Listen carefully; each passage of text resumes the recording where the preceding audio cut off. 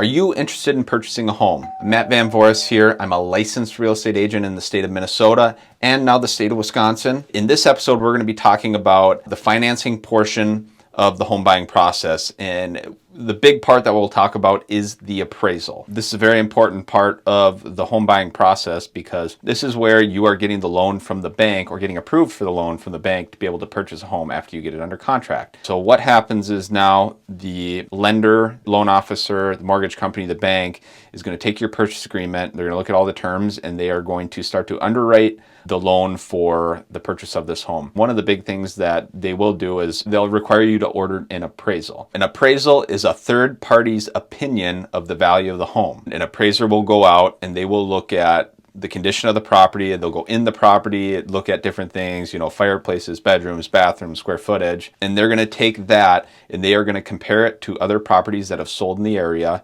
Usually it's within a quarter mile and within 6 months. Now, sometimes they'll adjust that a little bit based on the location and sales that have happened in the area. And they're going to find properties that are similar in style to compare it against. And then they're going to give their opinion of value. This becomes really important in today's market because the bank will only give you a loan up to that appraised amount. In this market, we're seeing a lot of homes sell for higher than the list price. What that means is there might potentially be an appraisal issue, because you're agreeing to purchase something that an appraiser might not think the value meets that purchase price. What can happen is a beautiful home that's listed for $300,000. And there's a lot of activity, there's multiple offers, and you agree to pay $325,000 and you get it under contract. That's awesome. Now the appraiser will go out and they might say, based on what they're finding, that they only think the value of the home is actually $315,000. Appraiser says it's $315,000. You've agreed to pay $325,000.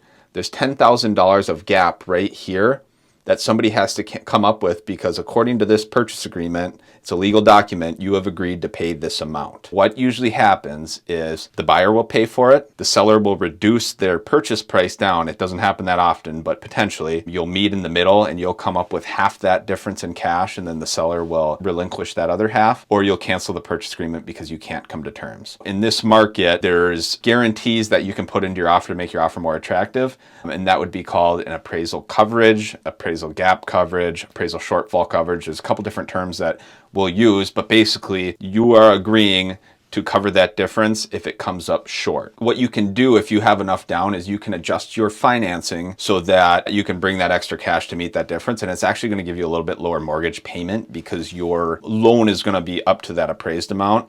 You just got to use that extra cash to cover that difference. So you're really bringing the same amount of money to the table, but it's not going to quite feel like it. After you get through appraisal, then they're going to continue their underwriting process.